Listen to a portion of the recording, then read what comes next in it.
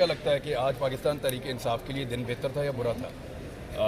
ظاہری بات ہے فواد چودھری صاحب یہ سیاسی کارکن جو بھی گرفتار ہوتے ہیں وہ کہتے ہیں کہ ان کی ایک زیور جیسی کھڑی ہوتی ہے، قد بڑا ہو جاتا ہے. تو یہ بات اب سب کو سمجھ میں نہیں آئی. آپ کتنی عمر ہے آپ کی؟ میری عمر اب 30 سال ہو گئی. 70 سال تجربہ ہے ان کا.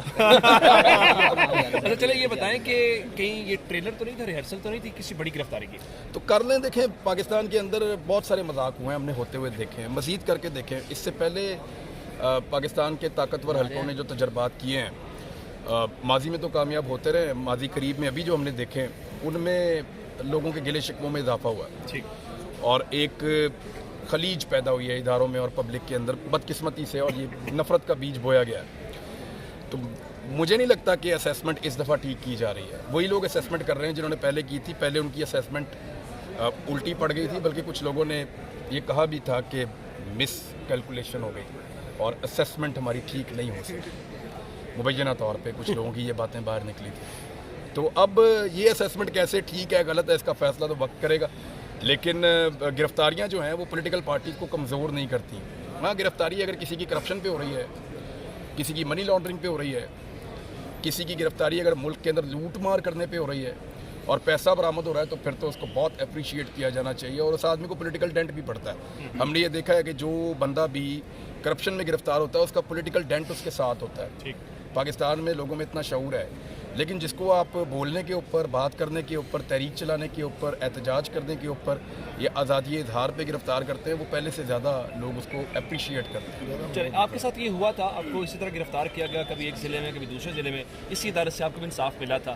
تو آپ اسلام آباد میں بیٹھے ہوئے تھے، آپ نے کہا تھا پولیس سے کوئی اور کام کرواتا ہے. اور میں نے وہ کلپ دیکھا صدیق جان کے ساتھ والا. تو اس بار پولیس کو محسن نقوی سے آیا آرڈر یا کہیں اور سے آیا؟ محسن نقوی کو کہاں سے آرڈر آیا یہ پتہ کروائیں. چلے اچھا اگر ہم ایون اف کی بنیاد کے اوپر، چونکہ آپ کو بھی پتا ہے اور خان صاحب بھی، میری بھی جب ملاقات ہوئی وہ یہی کہہ رہے تھے کہ ان کو اندازہ آیا کہ نااہل بھی ہو سکتے ہیں، گرفتار بھی ہو سکتے ہیں. اگر ہوا تو پچھلے 8 مہینوں میں کم از کم کچھ حلقے کامیاب نہیں ہو سکے نہ تحریک انصاف کو توڑنے میں، یہی پرانا ایک تجربہ ہے. دیکھیں یہ سارا کچھ ہونا تھا. عمران خان صاحب کو یہ انفارمیشن مل گئی تھی اور ان کے پاس یہ انفارمیشن پہنچائی گئی ہے. اسی سورس سے مجھے بھی پتہ چلا ہے کہ نواز شریف صاحب سے بہت طاقتور لوگوں نے وعدہ کیا ہے کہ عمران خان کو نااہل بھی کریں گے، گرفتار بھی کریں گے، اور یہ وعدہ پورا کرنے کا وقت تھا. ٹائم لائن ساری خراب ہو گئی ہے کیونکہ اس ساری کارروائی کے اندر دونوں اسمبلیوں کی تحلیل شامل نہیں تھی.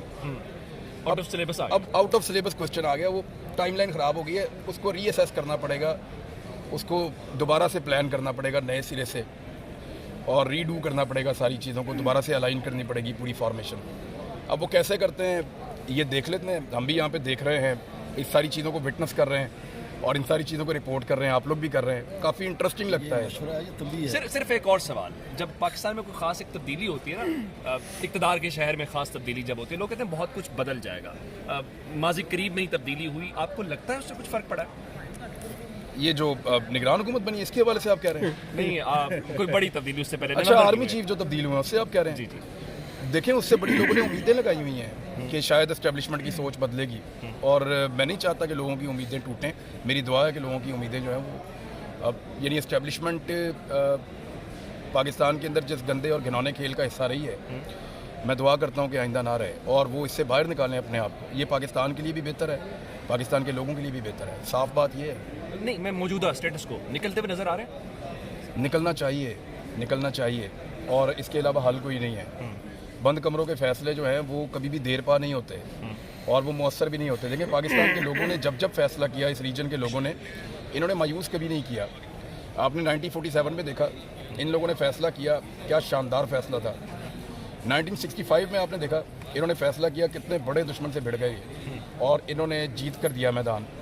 تو جب ان لوگوں نے فیصلہ کیا، بڑا کامیاب فیصلہ کیا. 71 میں ان کا فیصلہ نہیں مانا گیا، فیصلہ بند کمروں میں ہو گیا. تو دیکھیں ملک ہی ٹوٹ گیا. تو اس لیے جب آپ تجربہ خود کریں گے بند کمروں کے اندر، ملک کا نقصان ہوگا. اور جب لوگوں کو آپ موقع دیں گے تو یہ لوگ اپنی مٹی کے بڑے وفادار ہیں. یہ فیصلہ آپ سے بہتر ہی کریں گے. جو بھی فیصلہ کرتے ہیں بند کمروں میں، ان سے بہتر پاکستان کے لوگ فیصلہ کریں گے. ان سے بڑی امید ہے اور یہ اپنی مٹی کے وفادار بھی ہیں اور پھر یہ فیصلہ کرنے کے بعد اس کے اوپر پہرا بھی دیتے ہیں. ٹھیک ہے، اب فیصلے کی بات ہے. آخری سوال جاتے ہیں، الیکشن دیکھ رہے ہیں کہ نہیں دیکھ رہے؟ الیکشن آئینی طور پہ تو ہونا چاہیے اور ہوگا. الیکشن ہوگا، الیکشن ہی تو ہے. یہ سال بھی الیکشن کا ہے اور इलेक्शन होना भी चाहिए, आइन में भी यही लिखा है। अब अगर किसी ने आइन तोड़ना है तो फिर अलग बात है। और वो आपने देखा फवाद चौधरी साहब के साथ यही बात उन्होंने कल की थी। बहुत शुक्रिया इमरान भाई। Thank you very much. Imran भाई एक सवाल